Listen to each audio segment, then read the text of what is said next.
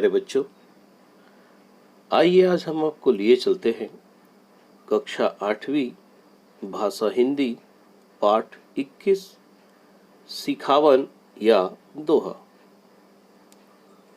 पाठ को पढ़ने या समझने के पूर्व हम ये जान लेते हैं कि सिखावन होता क्या है। सिखावन माने सीखे के बाद या शिक्षा।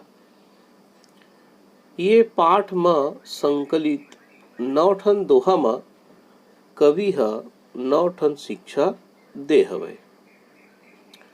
पहली के सियान मन अपन जिंदगी के अनुभव अपन पाछू के पीढ़ी ला सौंप देवे। यही किस्म ले ज्ञान के भंडार भरत रहे। यही अनुभव और ज्ञान के बाद सिखावन कहे जाए।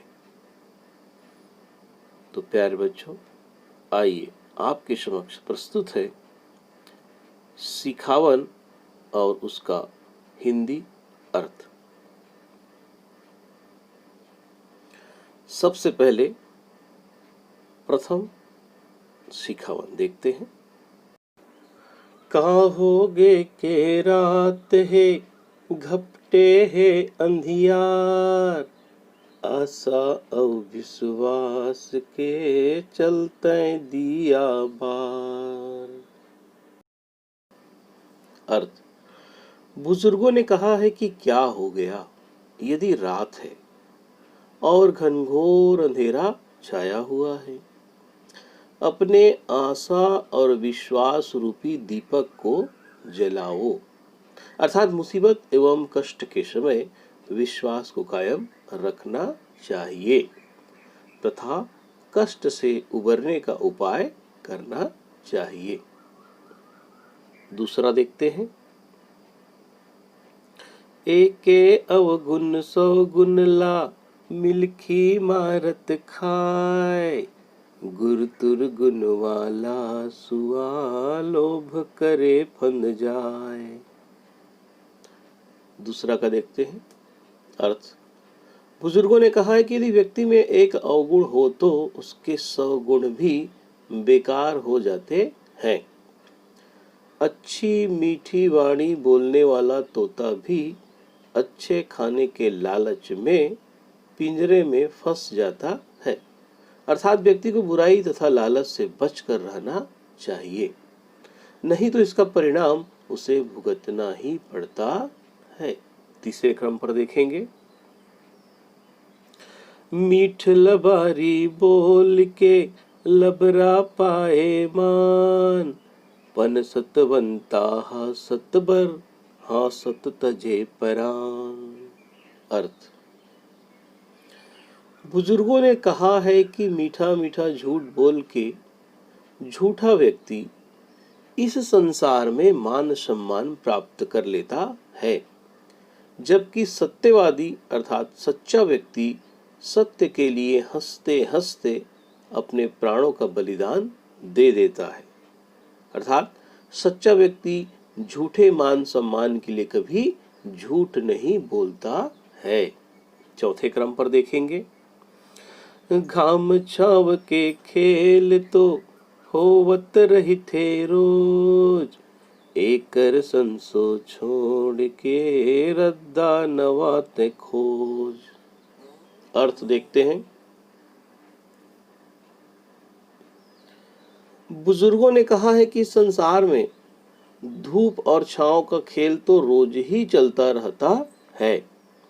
इस खेल के संशय अर्थात भ्रम को छोड़कर आगे बढ़ने के बारे में सोचना चाहिए।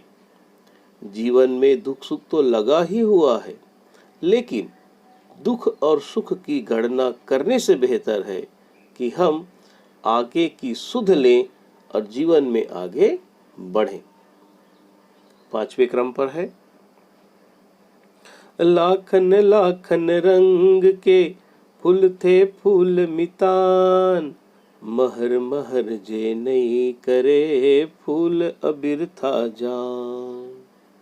अर्थ, बुजुर्गों ने कहा है कि मित्रों, इस दुनिया में लाखों अर्थात कई रंग के सुंदर पुष्प खिलते हैं, लेकिन जिस फूल में सुगंध न हो उस फूल का खिलना व्यर्थ होता है। अर्थात उस फूल को कोई पसंद नहीं करता है। छठवें क्रम पर देखेंगे, सबला देथे फूल फर, सबला देथे छाँव, ऐसन दानी पेड़ के परो निहर के पाँव। अर्थ, बुजुर्गों ने कहा है कि पेड़ पौधे दानी होते हैं जो बिना कुछ लिए हम सबको फूल फल और शीतल छाया प्रदान करते हैं। ऐसे दानी पेड़ पौधों को दंडवत अर्थात लेट कर प्रणाम करना चाहिए। पेड़ पौधे परोपकारी होते हैं, वे प्राणदायी होते हैं, इसलिए उनका हमेशा सम्मान करना चाहिए। अगले 7वें क्रम पर देखेंगे, तय किताब के संग बद गंगा बारू मीत, एकरे भल माँ दुनिया ला पक्का ले बेजीत। अर्थ, बुजुर्गों ने कहा है कि तुम्हें पुस्तक के साथ मित्रता करनी चाहिए। छत्तीसगढ़ी में मित्र को मितान कहते हैं। यहाँ पर ग्रामीण गंगा बारू, महाप्रसाद, तुलसी दल आदि बद कर मितानी निभाते हैं। पुस्तक की मित्रता अर्थात ज्ञान से तुम दुनिया जीत सकते हो। इससे अपने कार्य में सफलता प्राप्त कर सकते हो। 8वें क्रम पर, ठाढ़े ठाढ़े नहीं मिले ठिहा ठिकाना सार, समुंद कोत नदिया चले दौड़त पल्ला मार।